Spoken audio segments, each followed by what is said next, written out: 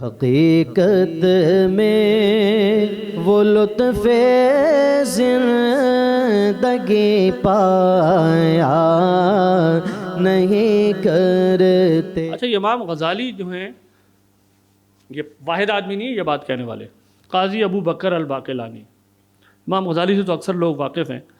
قاضی ابو بکر الباقلانی جو ہیں 403 ہجری، تقریباً امام غزالی کا انتقال ہے 505 میں، یہ ان سے 100 سال پہلے گزرے ہیں بزرگ۔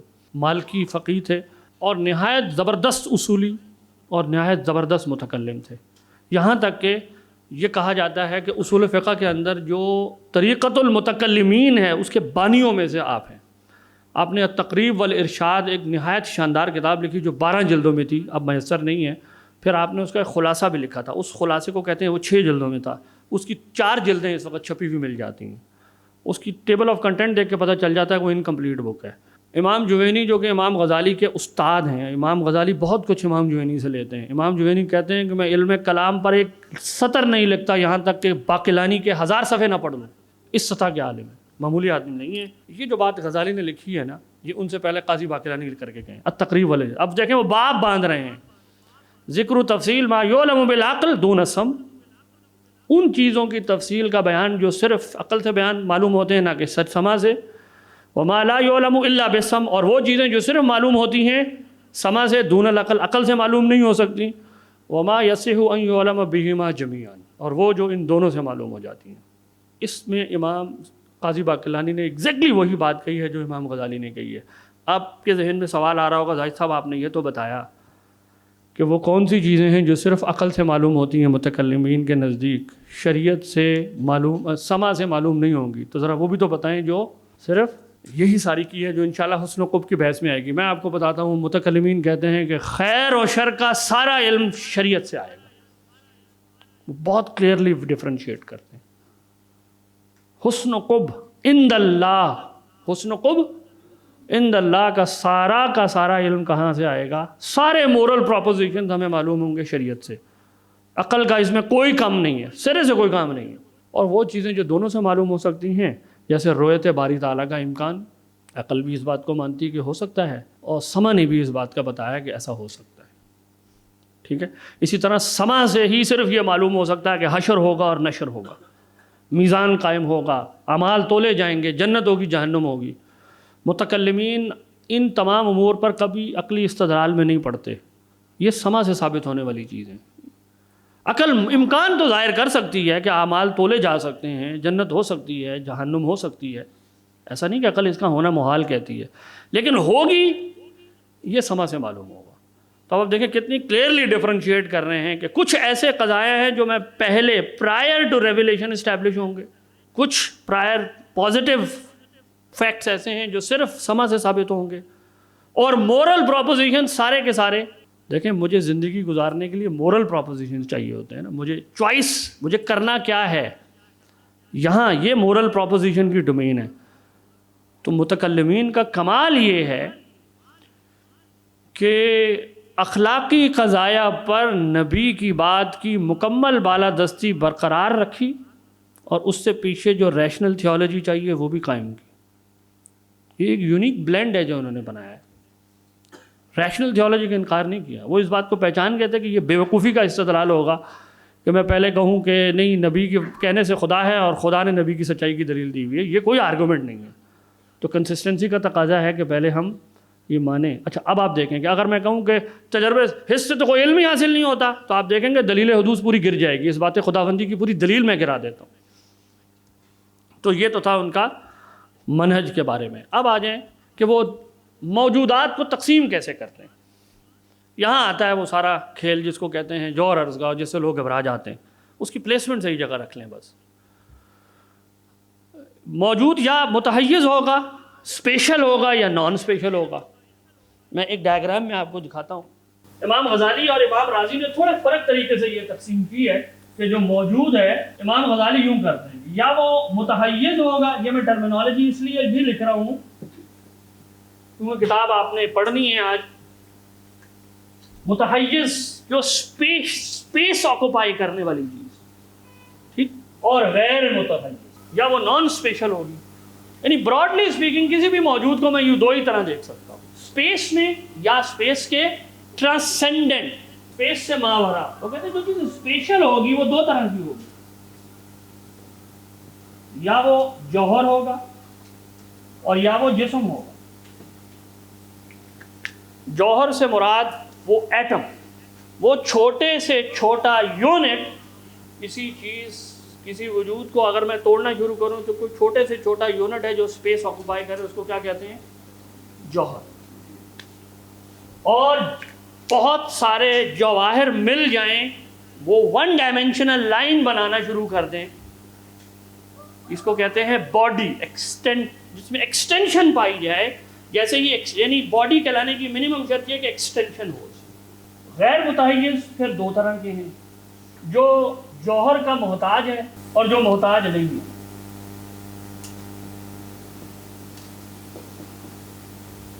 इसको कहते हैं अर्ज, और इसको मुतकल्लिमीन कहते हैं ज़ाते बारी ताला। अर्ज असल में मोड ऑफ एग्जिस्टेंस है, यानी किसी एक है वजूद और एक है कि वजूद कैसा है।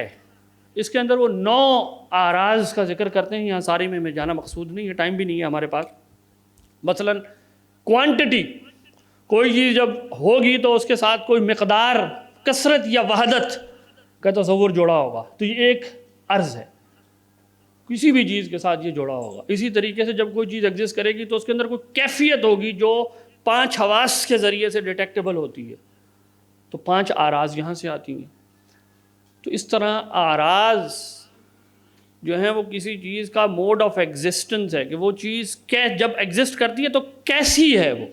इनको क्या कहते हैं मुतकल्लिमीन की लैंग्वेज में, ये पुराना फ़लसफ़ा है, मुतकल्लिमीन का नहीं था, कि वो मोड ऑफ एग्जिस्टेंस और एक है कोई चीज़ की अपनी हकीकत, इसको वो कह देते हैं जौहर। तो कोई चीज़ जब मौजूद होगी तो या वो स्पेस में होगी, और जब वो स्पेस में होगी तो उसकी कुछ कैफियत हैं। वो जो कैफियत हैं वो ख़ुद स्पेशल नहीं हैं, बल्कि वो एक स्पेस की चीज़ को क्या हो रही हैं, लाहक हो रही हैं। कसरत और वहदत ख़ुद से कोई ऐसी चीज़ नहीं है जो स्पेस में एग्जिस्ट करती है। कसरत और वहदत किसी शय की मोड ऑफ एग्जिस्टेंस है। वाज़ेह बात। और जो इसीलिए कहते हैं कि जौहर और अर्ज़ में फ़र्क यूँ किया जाता है कि जौहर वो है जो अपनी एग्जिस्टेंस के लिए मोहताज नहीं है किसी दूसरे का, इंडिपेंडेंटली वो एग्जिस्ट करता है, जबकि अर्ज़ जो है वो अपनी एग्जिस्टेंस के लिए किसी जौहर पर डिपेंड करती है। वो अलग से नहीं, आप ये नहीं कर सकते कि रंग अलग से एग्जिस्ट करता है, रंग अलग से कहीं एग्जिस्ट करता है, पर रंग किसी चीज़ का होगा। आप कहेंगे ये रंग कोई चीज़ नहीं है, कोई जौहर नहीं है, रंग है, तो वो तो आपके जहन के अंदर एक तस्वुर है। वो किसी स्पेशल चीज़ को जब तक लाहक नहीं होगा तब तक वो उसकी कोई एग्जिस्टेंस तजर्बे में नहीं आएगी, हिस्स में नहीं आएगी। उसका हिस्स के अंदर आने के लिए ज़रूरी है कि वो किसी स्पेशल चीज़ को क्या हो, लाहक हो जाके। 1 2 3 अलग से कहीं एग्जिस्ट नहीं करता, बल्कि वो तब एग्जिस्ट करेगा मेरे तजर्बे में आके, तब मैं उसको मालूम कर सकूँगा जब वो किसी शय के साथ एग्जिस्ट करे। पता नहीं है समझ में? इसलिए कहते हैं आराज जो हैं वो जौहर की मोहताज होती हैं।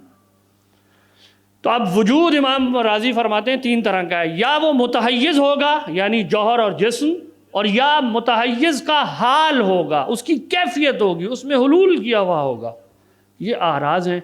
और तीसरा ये कि ना वो मुतहय्यिज़ हो और ना वो उसका हाल हो, यानी ना जौहर हो और ना अर्ज़ हो। तीसरा इम्कान ये है कि वजूद ऐसा हो। तो हम देखेंगे कि इसी वजूद को ज़ाते बारी ताला कहते हैं, यानी जिस वजूद को हम आइडेंटिफाई करते हैं वो वजूद है जो, अगर मैं फ़िलासफ़ी की थोड़ी सी यानी जौहर अर्ज़ की लैंग्वेज छोड़ दूँ ना, तो कहना ये चाह रहे हैं हम कि वजूद 2 तरह का होगा, स्पेशल या स्पेस से।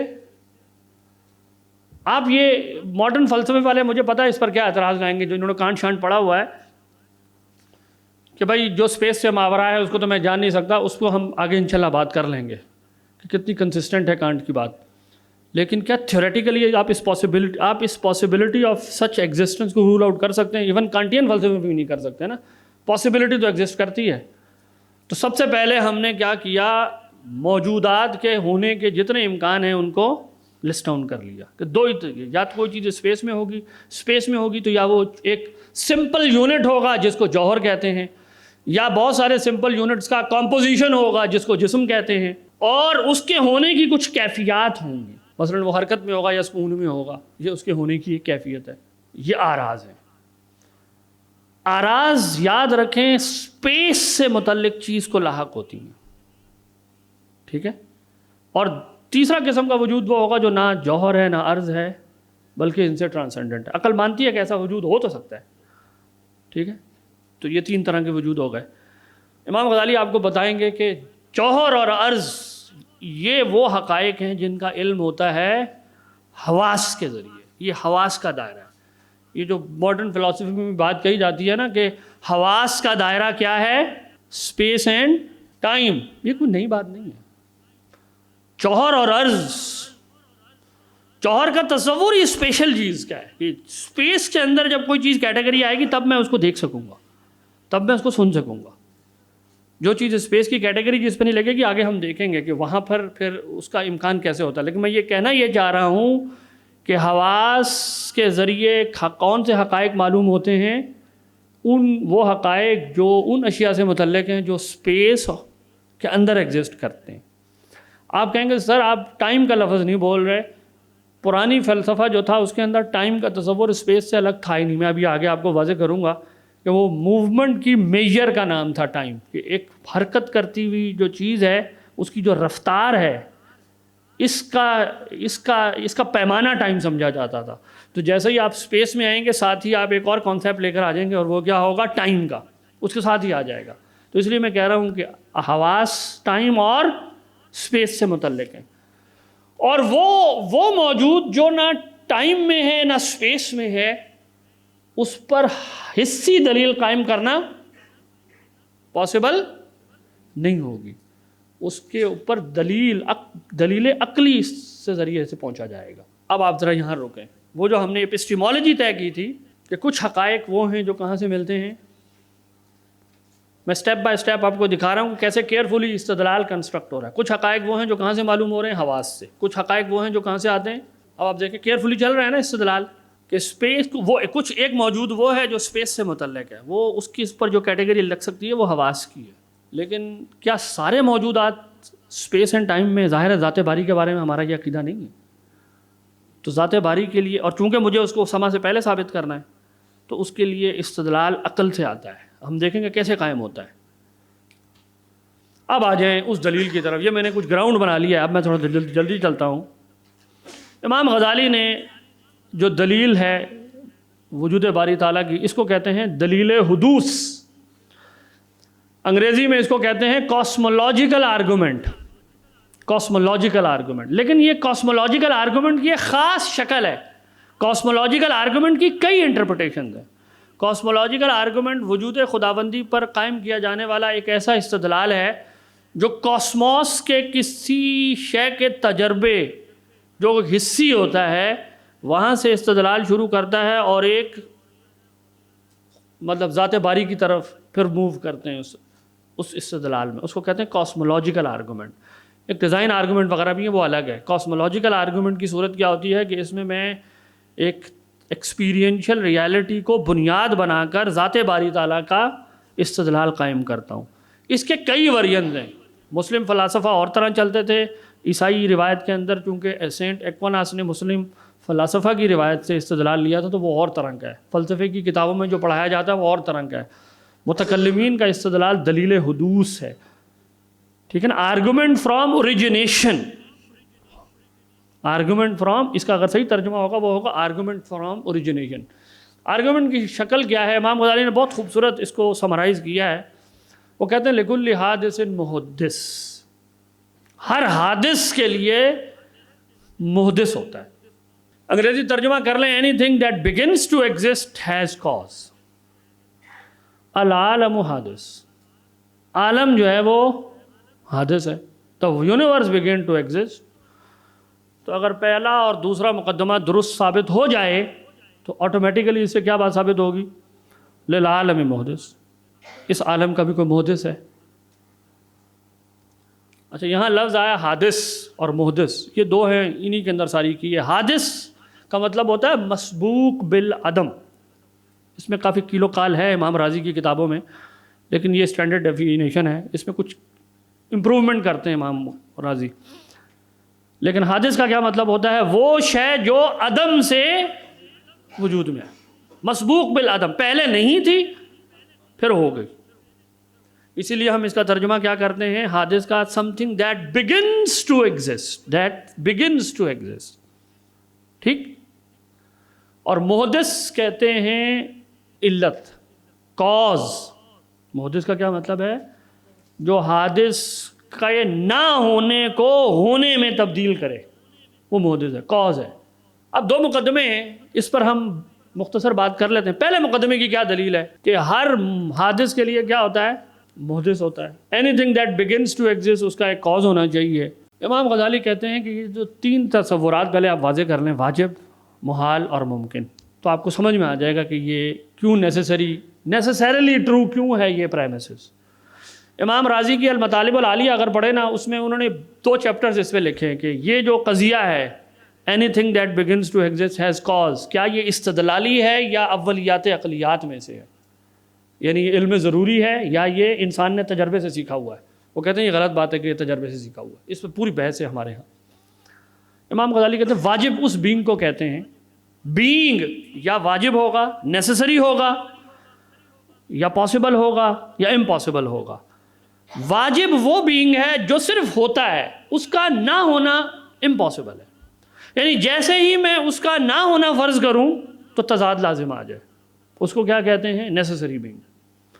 محال وہ بینگ ہے جس کا ہونا امپاسبل ہے، جیسے ہی آپ اس کا ہونا فرض کریں گے تضاد آئے گا۔ اس کی مثال آسان یوں ہے، جمع بین نقیضین۔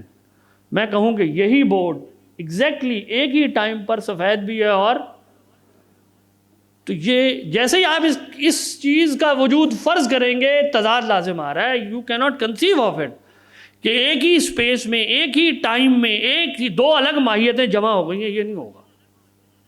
2 اپوزٹ ماہیتیں، یہ ممکن ہے کہ یہ بورڈ صبح سفید ہو، شام میں کالا ہو، یہ ممکن ہے، یا یہ بورڈ تو ہو سفید، اس کے ساتھ ایک اور بورڈ پڑا ہو وہ کالا ہو، یہ بھی ممکن ہے۔ اسپیس بدل دیں، ٹائم بدل دیں، لیکن یہ نہیں ہو سکتا کہ یہی عین وہی اسپیس میں، وہی ٹائم میں یہ سفید بھی ہے، کالا بھی ہے۔ اچھا امام نصفی نے اس کا جواب یوں بھی دیا ہے کہ اگر تم یہ کہتے ہو کہ حقائق ہمارے اعتقاد کے تابع ہیں، تو ہمارا اعتقاد یہ ہے کہ عقائد ہمارے اعتقاد کے تابع نہیں ہیں۔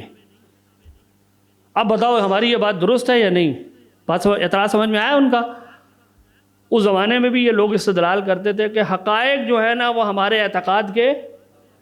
امام نصفی کہتے ہیں کہ ہمارا اعتقاد یہ ہے کہ حقائق اعتقاد کے مطابق تابع۔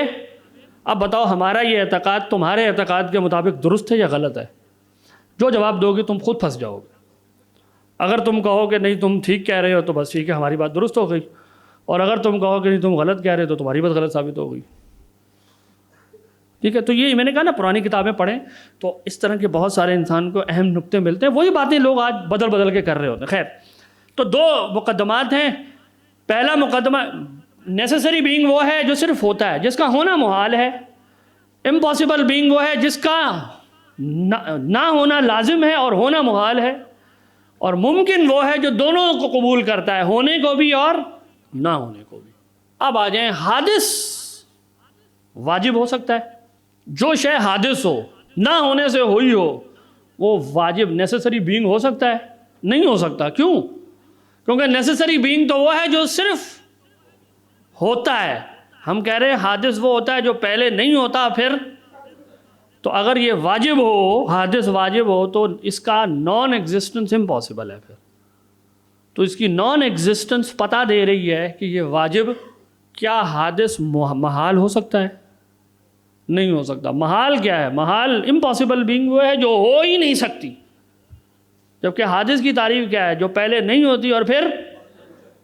تو اگر یہ محال ہے حادث، اس پہ اس کے محال کی کیٹیگری آپ امپلائی کریں گے اس پہ، تو پھر اس کو ہونا ہی نہیں چاہیے۔ تو حادث کا تصور پری سپوز کر رہا ہے، اپنی وضع میں یہ بتا رہا ہے کہ حادث ایک کنٹینجنٹ بینگ ہے، ایک پاسبل بینگ ہے۔ کیسا بینگ ہے؟ نہ ہونے سے ہونا خود ہی یہ خبر مجھے دے رہا ہے اور جو وجود ممکن ہو وہ دو حالتوں میں کسی ایک کے لیے ترجیح کا محتاج ہے. کسی ایک حالت کے لیے، یعنی دو حالتیں ہیں نا، وہ نہیں تھی. ایک امکان یہ کہ وہ نہ رہتا، اور دوسرا امکان یہ ہے کہ وہ، تو یہ نہ ہونے سے ہونا کیا چیز ایکسپلین کرے گی؟ وہ چیز جو حادث کے اس کسی ایک جانب ٹھکانہ لگنے کو ایکسپلین کرتی ہے، اس کو محدث کہتے ہیں، اس کو کاز کہتے ہیں متکلمین. کہ علت کوئی چیز نہیں ہے سوائے اس کے جو وجہ ترجیح بنے. کس چیز کے لیے؟ حادث کے نہ ہونے سے ہونے کے لیے. اور اگلی بات سنیں، ہونے کے بعد پھر اس کو دو امکان لاحق ہیں، ہوتا رہے اور ایک لمحاتی وجود کے بعد معدوم ہو جائے. تو پھر اس کو دو حالتیں لاحق ہیں، ہونا نہ ہونا. تو اس کے ہونے کی جہت کو برقرار رکھنے کے لیے پھر کیا چاہیے؟ ایک اس سے باہر ایک اصول چاہیے، ایک محدث چاہیے. بات آ رہی سمجھ میں؟ تو علت کا مطلب ہے، ابھی میں اس کو آہستہ آہستہ کمپلیکیٹ کروں گا آرگومنٹ کو. پہلی بات سمجھیں، علت سے مراد کیا چیز ہے؟ وہ وجہ ترجیح، پری پونڈرنٹ کہتے ہیں فلسفے کی زبان میں، پری پونڈرنٹ، جو ترجیح قائم کر دے دو مساوی امکانات کے درمیان میں سے کسی ایک جانب. جو پہلا مقدمہ تھا وہ کیا تھا؟ لِكُلِّ حَادِثٍ. امام غزالی کہتے ہیں یہ لفظ حادث اور محدث کو تم صرف کھول لو تو تمہیں معلوم ہو جائے گا کہ یہ سیلف ایویڈنٹ سٹیٹمنٹ ہے، اس کے لیے کسی دلیل کی ضرورت نہیں ہے. اولیاتی عقلیات میں پڑا ہوا ہے، ہر انسان کی عقل اس کو مانے گی کہ حادث وہ ہے جو نہ ہونے سے ہوا ہے. تو اس کا نہ ہونے سے ہونے کے لیے وہ خود ایکسپلین نہیں، non existence cannot explain existence simply. اس کو اپنی ایکسپلینیشن کے لیے اصول چاہیے. اسی کا نام کہتے ہیں، ہم کیا رکھتے ہیں؟ علت. اسی کا نام علت رکھ، اسی کو ہم محدث کہہ رہے ہیں. اچھا آپ کہیں کہ جی میں نہیں مانتا علت ولت کو، تو آپ کے پاس آپشنز کیا ہیں؟ اس پروپوزیشن کو آپ نہ بانیں. آپ کہیں حادث خود ہی اپنی علت ہے، ہم کہتے ہیں یہ کانٹراڈکٹری بات ہے. کیونکہ اس کا مطلب یہ ہوا کہ ایک طرف ہم کہہ رہے ہیں کہ وہ محتاج ہے اور دوسری طرف ہم کہہ رہے ہیں وہ غنی ہے. نہ ہونے سے ہونے کے لیے یعنی حادث ممکن ہے، یہی تو ہم نے اسٹیبلش کیا ہے. اور جو ممکن ہوتا ہے وہ محتاج ہوتا ہے. اور دوسری طرف میں کہوں نہیں وہ خود ہی اپنی علت ہے، تو علت کہنے کا مطلب ہے وہ غنی ہے. تو پہلے ذرا اپنی دماغی حیثیت کو صحیح کر کے بتائیں کہ وہ محتاج ہے یا غنی ہے. پھر وہ اپنی علت حالت عدم میں ہے یا حالت وجود میں ہے؟ سوچیں. اگر آپ کہیں کہ وہ اپنے ہونے کے بعد اپنی علت ہے تو وہ تو پہلے ہی ہو چکا ہے نا، تو اس کی حالت وجود اس کی علت نہیں ہو سکتی اس کے ہونے کی. اگر آپ کہیں اپنے حالت عدم میں اپنی علت ہے تو اس سے زیادہ مضحکہ خیز بات ہوگی. جو یاد مصطفیٰ سے دل کو بہلا یا